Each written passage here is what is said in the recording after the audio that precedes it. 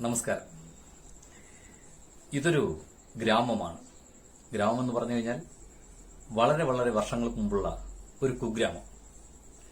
അതുകൊണ്ടാണ് സമയം സന്ധ്യ കഴിഞ്ഞ് അല്പം കൂടി ആയിട്ടേ ഉള്ളൂ. പക്ഷേ അപ്പോഴേക്കും ഈ ഗ്രാമമാകെ കണ്ണടച്ചു. ഇരുട്ടിന്റെ അന്ധകാരത്തിന്റെ ഒരു കരിമ്പടം ഈ ഗ്രാമമാകെ വന്ന് മൂടിക്കഴിഞ്ഞു. എല്ലാവരും ഉറക്കമായി കഴിഞ്ഞെന്ന് തോന്നുന്നു. ആകെ നിശബ്ദത. ക്ഷമിക്കണം കേട്ടോ, എല്ലാവരും ഉറക്കമായി എന്ന് ഞാൻ പറഞ്ഞത് അത് പൂർണ്ണമായും ശരിയല്ല. അത് അവിടെ ആ ഇരുട്ട് മൂടി നിൽക്കുന്ന വീട്ടിനോട് ചേർന്ന് നിൽക്കുന്ന വലിയ മരത്തിന്റെ ചുവട് പറ്റി അതിന്റെ നിഴൽ പറ്റി കുറച്ച് കുട്ടികൾ പമ്മി പതുങ്ങിയിരിക്കുന്നു. അതിലൊരുവൻ ശബ്ദം താഴ്ത്തി മറ്റുള്ളവരോട് ചോദിക്കുന്നു, വല്ലം നടക്കോ, നാളെ വരുമോടാ? അതിന് കൂട്ടത്തിലുണ്ടായിരുന്ന മറ്റൊരുവൻ മറുപടി പറയുന്നു, വരും, ഉറപ്പായിട്ടും വരും. കുറെ ദിവസമായിട്ട് ഇവിടെ വരുന്നുണ്ട്, ഞാൻ കണ്ടതാ, ഇന്നലെ കൂടി വന്നു. ആ കുട്ടികൾ ആരും പ്രതീക്ഷിച്ചങ്ങനെ ഇരിക്കുകയാണ്. സമയം കുറച്ചുകൂടി മുന്നോട്ട് നീങ്ങി. കുട്ടികളുടെ പ്രതീക്ഷ അസ്ഥാനത്തായില്ല. അല്പം കൂടി കഴിഞ്ഞപ്പോ ഇരുട്ടിലൂടെ പമ്മി പതുങ്ങി തിരിഞ്ഞു നോക്കിയും ഒരാൾ വന്ന് ആ ഇരുട്ട് മൂടി നിൽക്കുന്ന വീട്ടിന്റെ വാതിൽ മുട്ടി വിളിക്കുന്നു. വാതിൽ മെല്ലെ തുറന്നു. ആളകത്ത് കയറി വാതിലടച്ചു. ആളകത്ത് കയറിയിട്ടുണ്ട് കേട്ടോ. കുട്ടികൾ തങ്ങൾ പറയുന്നു, ആളകത്ത് കയറിയിട്ടുണ്ട്, നമുക്ക് പരിപാടി തുടങ്ങിയാലോ? തുടങ്ങാം. അവർ കയ്യിൽ കരുതിയിരുന്ന കല്ലും കട്ടയും കമ്പിപ്പാരയുമായിട്ട് ചാടി എഴുന്നേൽക്കുന്നു. എറിയടാ, എറിഞ്ഞ് പൊളിക്കടാ, എറിഞ്ഞ് തകർക്കടാ എല്ലാം. ഭയങ്കര ബഹളം. നാട്ടിൽ ഗ്രാമത്തിൽ അങ്ങിങ്ങ് ചില വിളക്കുകൾ തെളിയുന്നു. ഒടുവിൽ ഒരു നിവൃത്തിയുമില്ല, ഒരു രക്ഷയുമില്ല എന്നുറപ്പായപ്പോ ആ വാതിൽ തുറന്ന് അകത്ത് കയറിയയാൾ തലയിലൂടെ മുണ്ടുവിട്ട് ദാ പോകുന്നു. ആരാ? ഗ്രാമത്തിലെ ജന്മിയുടെ മൂത്ത മകൻ. അയാൾ പോകുന്നതിനിടയിൽ അടക്കാനാകാത്ത ദേഷ്യം കടിച്ചമർത്തിക്കൊണ്ട് പല്ല് ഞെരിച്ചുകൊണ്ട് അയാൾ പെറുപിറുക്കുന്നു. എടാ പപ്പു, നേരം ഒന്ന് വെളുക്കട്ടെ, നിന്നെ ഞാൻ ഒരു പാഠം പഠിപ്പിക്കുന്നുണ്ട്. എന്നോടാണോ നിന്റെ ധിക്കാരം? പപ്പു മലയാള കഥാപാത്രങ്ങൾ മലയാളികൾക്ക് ഒരിക്കലും മറക്കാനാകാത്ത കരുത്തുറ്റ പ്രതിഷേധത്തിന്റെ ചെറുത്തുനിൽപ്പിന്റെ കരുത്തുറ്റ കഥാപാത്രം കേശവദേവിന്റെ പപ്പു. സാഹിത്യത്തിന് മുന്നിൽ നിന്നുകൊണ്ട് സവിനയം എന്ന പരമ്പരയിൽ ഞാൻ ഇന്ന് നിങ്ങളെ പരിചയപ്പെടുത്തുന്ന പുസ്തകവും മലയാളികൾ എവിടൊക്കെയുണ്ടോ അവർക്കൊക്കെ ചിരപരിചിതമായ വിഖ്യാതമായ പി കേശവദേവിന്റെ വിഖ്യാതമായ നോവൽ ഓടയിൽ നിന്ന്. ആ സംഭവത്തിന് ശേഷം പിന്നീട് നമ്മൾ പപ്പുവിനെ കാണുന്നത് നഗരത്തിലെ റെയിൽവേ സ്റ്റേഷനിലാണ്. അവിടെ എത്തിയ പപ്പു അധിക ദിവസങ്ങൾക്കുള്ളിൽ തന്നെ അവിടുത്തെ ചുമട്ടു തൊഴിലാളി പിള്ളേരുടെ നേതാവായിത്തീരുന്നു. അവിടുന്ന് സോഡാ കമ്പനിയിൽ, ബീഡി കമ്പനിയിലൊക്കെ ജോലി നോക്കുന്ന പപ്പു ഒടുവിൽ ഒരു നെയ്ത്തുശാലയിലെ പണിക്കാരനാകുന്നു.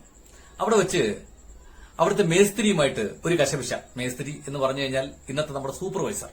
അതിനുശേഷം പപ്പുവിന്റെ ശമ്പളത്തിൽ വന്നൊരു കുറവ് അത് നേരിട്ട് ചോദിക്കാനായി പപ്പു മാനേജറുടെ ക്യാബിനിലേക്ക് നേരിട്ട് കയറി ചെന്നു. ആ ക്യാബിന് മുന്നിൽ കാവൽ നിന്നിരുന്ന സെക്യൂരിറ്റി ഓഫീസർ പപ്പുവിന്റെ കോളറിലെല്ലാം കൂടെ കുത്തിപ്പിടിച്ച് ചുരുട്ടി കൂട്ടിയെടുത്ത ഒറ്റയേറ്. അവിടെ കണ്ടുകൊണ്ട് നിന്ന ബാക്കിയുള്ള കുറച്ച് ജോലിക്കാർ എല്ലാവരും കൂടെ ചേർന്ന് പപ്പുവിന് ശരിക്കും അങ്ങ് പെരുമാറി. അടിയും ബഹളവും. ഒടുവിൽ കേസായി. പപ്പു ജയിലിലായി.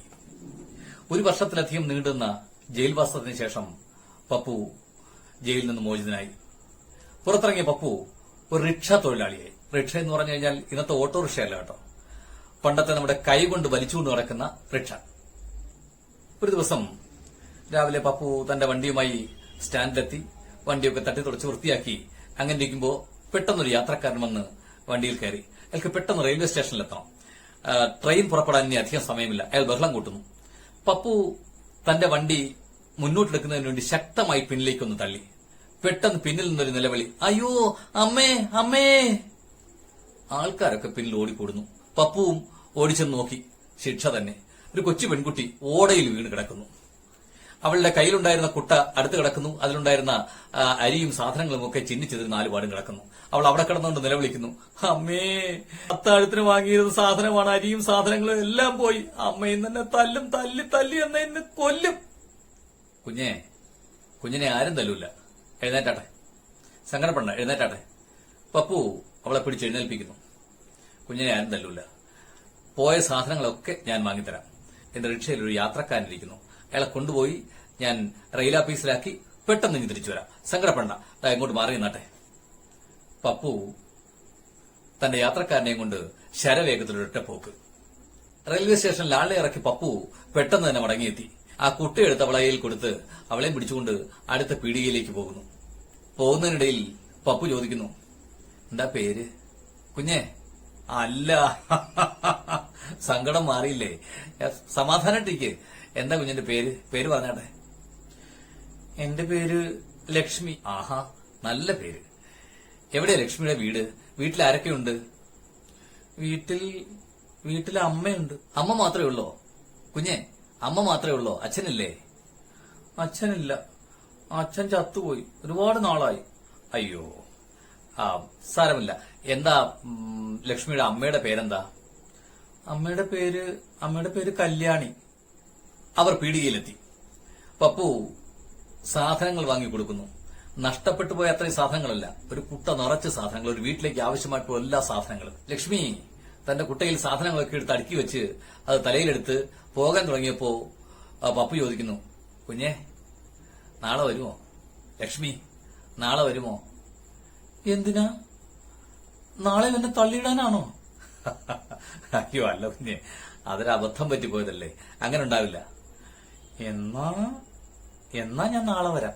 പക്ഷേ വിധി വൈപരീത്യം എന്ന് പറയട്ടെ, നാളെയും മറ്റന്നാളും തുടർന്ന് വന്ന ഒരു ദിവസങ്ങളിലും പിന്നീട് പപ്പുവിന് ലക്ഷ്മിയെ കാണാൻ കഴിഞ്ഞില്ല.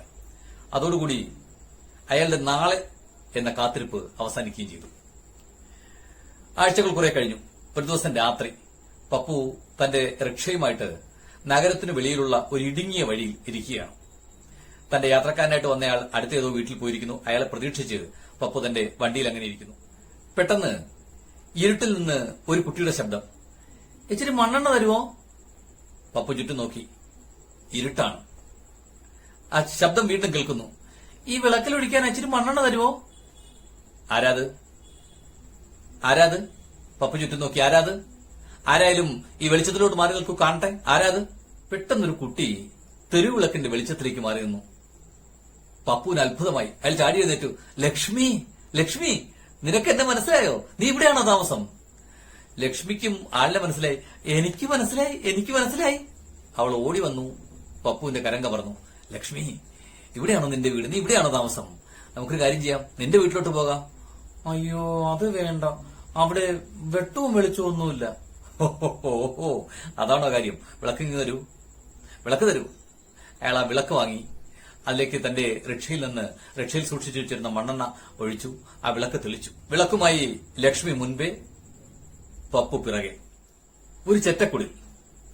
അവരതിന്റെ തിണ്ണയിലേക്ക് കയറുമ്പോ ആ ചെറ്റവാതിൽ മറഞ്ഞു നിന്നുകൊണ്ട് ലക്ഷ്മിയുടെ അമ്മ കല്യാണി ചോദിക്കുന്നു, മോളെ ലക്ഷ്മി, ആരാത് കൂടെ?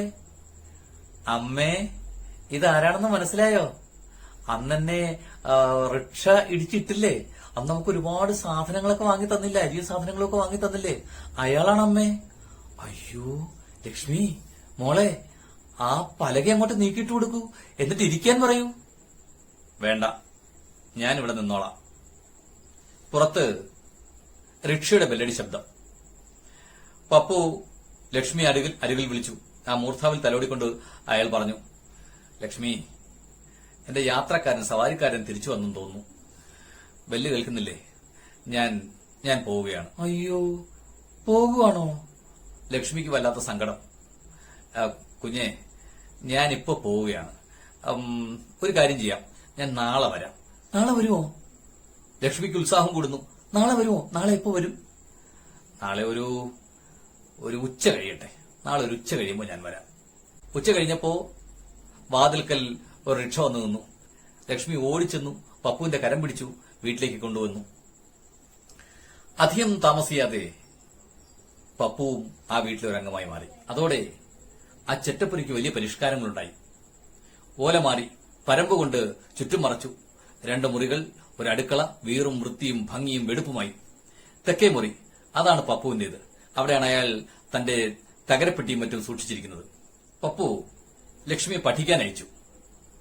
അവൾ ഓരോ ക്ലാസുകളും ഭംഗിയായി പഠിച്ചു, മിടുക്കിയായി പാസ്സായി. ഒടുവിൽ പപ്പു അവളെ ഇംഗ്ലീഷ് പഠിപ്പിക്കാൻ തീരുമാനിച്ചു.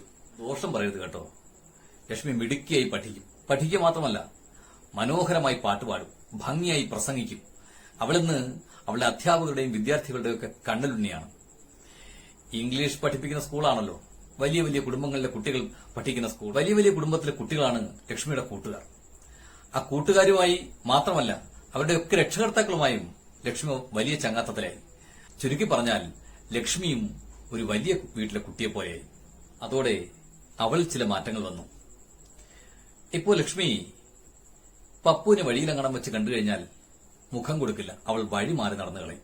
വീട്ടിൽ വന്നാലും അയാളോട് അധികം ഒന്നും സംസാരിക്കാറില്ല. അമ്മയോടും കല്യാണിയോടും അങ്ങനെ തന്നെ. ആ വീട്ടിലുള്ള മറ്റാരുമായിട്ടും അവൾക്ക് യാതൊരു ബന്ധവുമില്ലാത്ത പോലെ. പെണ്ണിന്റെ ഈ സ്വഭാവമാറ്റം അമ്മ കല്യാണിയെ വല്ലാതെ വേദനിപ്പിക്കുന്നുണ്ട്. ലക്ഷ്മിയുടെ ചിലവുകൾ അനുദിനം വർദ്ധിച്ചു വരികയാണ്. ഫീസ്, പേന, പെൻസിൽ, പുസ്തകം. പപ്പു കഠിനമായി പരിശ്രമിക്കുകയാണ്, വിശ്രമമില്ലാതെ പണിയെടുക്കുകയാണ്. പുലർച്ചെ പുറപ്പെടുന്നു, പാതിരാത്രിക്ക് തിരികെ വരുന്നു. സത്യത്തിലിപ്പോൾ അയാൾ ലക്ഷ്മിയെ കാണാറില്ല എന്ന് വേണം പറയാൻ. അവൾ ഉണരുന്നതിനു മുൻപ് അയാൾ പുറപ്പെടുന്നു. അയാൾ തിരികെ വരുമ്പോഴേക്കും അവൾ ഉറക്കമായി കഴിഞ്ഞിരിക്കും. മുൻപ് എത്ര നേരം പണിയെടുത്താലും ഒരു ക്ഷീണവും ഉണ്ടാകാത്തെന്ന് പപ്പുവിന് അടുത്തിടെയായി കഷ്ടിച്ചൊരു ഫർലോങ് വണ്ടിയുമായി പോകുമ്പോഴേക്കും അയാൾ ക്ഷീണിച്ചു പോകുന്നു. ഒപ്പം ഒരു ചുമ അയാളെ വല്ലാതെ പിടികൂടിയിരിക്കുന്നു. ലക്ഷ്മിയുടെ സ്കൂളിന്റെ വാർഷിക ദിനമായി. അവളെയാണ് എല്ലാ ഉത്തരവാദിത്തങ്ങളും അധ്യാപകർ ഏൽപ്പിച്ചിരിക്കുന്നത്. അധ്യാപകരുമായും വിദ്യാർത്ഥികളുമായും അവൾ കൂടിയാലോചിക്കുന്നു, തീരുമാനങ്ങൾ എടുക്കുന്നു, തിരുത്തുന്നു. അവൾ വല്ലാത്ത തിരക്കിലാണ്. സ്കൂളിലെ ആനിവേഴ്സറി കഴിഞ്ഞ അടുത്തൊരു ദിവസം മകളുടെ കയ്യിലേക്ക് നോക്കിക്കൊണ്ട് അമ്മ ചോദിക്കുന്നു, മോളെ, ആ കയ്യിൽ കിടക്കുന്ന എന്താടി? മോതിരമോ? അതെവിടുന്ന് കിട്ടി? അമ്മേ, ഞാൻ പറഞ്ഞില്ലേ അമ്മേ, ആനിവേഴ്സറിക്ക് ഞാൻ പാടിയ പാട്ട് അത് കേട്ട് ഇഷ്ടപ്പെട്ടിട്ട് എനിക്കൊരാൾ സമ്മാനം തന്നതാണ്. സമ്മാനമോ? ആര് തന്നു? അത് നീ ഇവിടെ പറഞ്ഞില്ലല്ലോ. ആരാ സമ്മാനം തന്നത്? അമ്മേ, സമ്മാനം തന്നത് ഗോപി. ഗോപിയോ? ഏത് ഗോപി? വല്ല കുഴപ്പക്കാരനുമാണോടി? അയ്യോ അല്ലമ്മേ, കുഴപ്പക്കാരനല്ല. എല്ലാവർക്കും അറിയാവുന്ന പഠിപ്പും വിദ്യാഭ്യാസവും ഒക്കെയുള്ള നല്ല ചെറുപ്പക്കാരൻ ഗോപി. അന്ന് അത്താഴത്തിന്റെ സമയത്ത് കല്യാണി പപ്പുവിനോട് ചോദിക്കുന്നു, ഇവിടെ ഗോപി എന്ന് പറഞ്ഞൊരാളെ അറിയുമോ? ഗോപി? ഓ, അറിയാമല്ലോ. ഈ ടൗണിൽ അദ്ദേഹത്തെ അറിയാത്തതായിട്ട് ആരാണുള്ളത്? നല്ല പഠിപ്പും പത്രാസും ഒക്കെയുള്ള നല്ല ചെറുപ്പക്കാരൻ, വലിയ പണക്കാരനാ. പക്ഷെ ഇതേ ഇങ്ങോട്ട് നോക്കിയേ, പണക്കാരിൽ പാവങ്ങളോട് സമത്വമുള്ളത് അദ്ദേഹത്തിന് മാത്രമാണ്. ആയിരിക്കട്ടെ, എന്താ ഇപ്പൊ ഗോപിയെ തിരക്കാൻ കാര്യം? തിരക്കാൻ കാര്യം, അദ്ദേഹം ലക്ഷ്മിക്കൊരു മോതിരം സമ്മാനം കൊടുത്തു. മോതിരമോ? സമ്മാനമോ? എന്തിന്? അവളുടെ പാട്ട് കേട്ട് ഇഷ്ടപ്പെട്ടാണെന്നാ അവൾ പറയുന്നത്. ആ, ഞാൻ പറഞ്ഞില്ലേ, പാവങ്ങളോട് കരുണയുള്ളവനാ, സമത്വമുള്ളവനാ. അതിനെന്താണ്? അല്ല, ഗോപിയുടെ പേര് പറഞ്ഞപ്പോ പെണ്ണിന്റെ മുഖത്തൊരു വല്ലാത്ത ഭാവവ്യത്യാസം ഞാൻ കണ്ടു. പപ്പു അത് കേട്ട് ചിന്താധീനായി. ലക്ഷ്മിക്ക് ഫീസ് കൊടുക്കേണ്ട സമയമായി. അതിനെന്താണ് മാർഗം എന്നാണ് പപ്പുവിന്റെ ആലോചന. ഫീസ് കൊടുക്കേണ്ടതിന്റെ തലേ ദിവസം ലക്ഷ്മി പപ്പുവിന്റെ മുറിയുടെ വാതിൽക്കൽ വന്നു നിന്നു. അത് കണ്ട് കല്യാണി പറഞ്ഞു, ദാണ്ടേ ഇങ്ങോട്ട്. കൊച്ചു വന്നു നിൽക്കുന്നു. ലക്ഷ്മി. പപ്പു ചോദിച്ചു, എന്താ കുഞ്ഞേ? എന്താ എന്താ മുഖം വല്ലാതിരിക്കുന്നേ? പറഞ്ഞു. എന്താ? ഫീസോ? അത് നമുക്ക് നാളെ കൊടുക്കാം. സങ്കടപ്പെടണ്ട. അതാണോ? ഞാനല്ലേ പറയുന്നത്, നാളെ കൊടുക്കാം. കുഞ്ഞു പോയിക്കോ, സമാധാനമായിട്ട് പോയിക്കോ, നാളെ കൊടുക്കാം. ലക്ഷ്മി പോയിക്കഴിഞ്ഞപ്പോ കല്യാണി ചോദിക്കുന്നു, എങ്ങനെ നാളെ കൊടുക്കും? കയ്യിൽ കാശിരിക്കുന്നോ? കൊടുക്കണം. നാളെ അവൾക്ക് ഫീസ് കൊടുക്കണം. അയാൾ കിടക്കയിൽ നിന്ന് എഴുന്നേൽക്കാൻ ശ്രമിച്ചപ്പോ കല്യാണി തടയുന്നു. എവിടെ പോകുന്നു? ഇപ്പൊ എങ്ങോട്ടും പോകണ്ട, തീരെ സുഖമില്ല. അവിടെ കിടന്നാട്ടെ, ശാന്തമായിട്ട് അവിടെ കിടന്നാട്ടെ. അല്ല, അവൾക്ക് ഫീസ് കൊടുക്കണ്ടേ? അവൾക്ക് ഫീസ് കൊടുക്കാൻ ഞാനല്ലേ ഉള്ളൂ. അയാൾ വീണ്ടും എഴുന്നേൽക്കാനായിട്ട് ശ്രമിക്കുന്നു. കല്യാണി വീണ്ടും തടയുന്നു. വേണ്ട, ഇപ്പൊ പോകണ്ട, എങ്ങോട്ടും പോകണ്ട, വീണു പോകും, തീരെ സുഖമില്ല, എങ്ങോട്ടും പോകണ്ട. മാറി നിൽക്ക്, മാറി നിൽക്കാൻ. അയാൾ വാതിൽ കടന്നു, റോഡിലിറങ്ങി റിക്ഷയുമായി പോയി മറഞ്ഞു.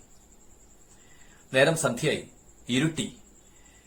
ലക്ഷ്മിയും കല്യാണിയും റോഡിൽ തന്നെ കാത്തു നിൽക്കുകയാണ്. പപ്പു ഇതുവരെ മടങ്ങി വന്നിട്ടില്ല. എവിടെ പോയി തിരക്കും? രാവിലെ പോയതാണ്. തീരെ സുഖമില്ലാതെ പോയ മനുഷ്യനാണ്. ആരോട് പോയി തിരക്കും? എന്ത് സംഭവിച്ചിട്ടുണ്ടാകും? സുഹൃത്തുക്കളെ, ഇവിടുന്ന് അങ്ങോട്ടാണ് ഈ നോവലിന്റെ ഹൃദയഹാരിയായ കുറച്ച് രംഗങ്ങൾ. കഥ പറഞ്ഞ് ഖ്യാതി നേടുകയല്ല ഞാൻ ഈ പരിപാടി കൊണ്ട് ഉദ്ദേശിക്കുന്നതെന്ന് ഞാൻ ആദ്യമേ പറഞ്ഞു. പകരം നമ്മളിൽ നിന്ന് ഇന്ന് അന്യം നിന്നിരിക്കുന്ന വായന എന്ന മഹത്തായ സംസ്കാരത്തിലേക്ക് നമ്മുടെ ചുറ്റുമുള്ളവരെ ഒന്ന് കൈപിടിച്ചുയർത്തുക, അതിനുള്ളൊരു പരിശ്രമമാണിത്. അതിന്റെ ഭാഗമായിട്ട് ഈ കഥ പറച്ചിൽ ഞാൻ ഇവിടെ നിർത്തുകയാണ്. ഇത് കേൾക്കുന്നവർ ആരെങ്കിലും ഉണ്ടെങ്കിൽ ഇതിന്റെ ബാക്കി ഭാഗം പറയുവാൻ ഞാൻ നിങ്ങളോട് അപേക്ഷിക്കുന്നു. ഒപ്പം നമ്മുടെ കുട്ടികൾക്ക് കൂടി ഈ കഥ കേൾക്കുവാനുള്ള അവസരമുണ്ടാക്കണം എന്ന് അഭ്യർത്ഥിക്കുകയാണ്. നമുക്ക് ഒരുമിച്ചൊന്ന് പരിശ്രമിച്ചു നോക്കാം. വായനയുടെ മഹത്തായ ആ സംസ്കാരത്തിലേക്ക് ഒപ്പമുള്ളവരെ കൈപിടിച്ചുയർത്തുവാനുള്ള ഒരു പരിശ്രമം. അതിന് നിങ്ങൾ കൂടി എന്നോടൊപ്പം ഉണ്ടാകും എന്ന ആത്മവിശ്വാസത്തോടെ നിർത്തുന്നു. മറ്റൊരു ദിവസം കാണാം. നന്ദി, നമസ്കാരം.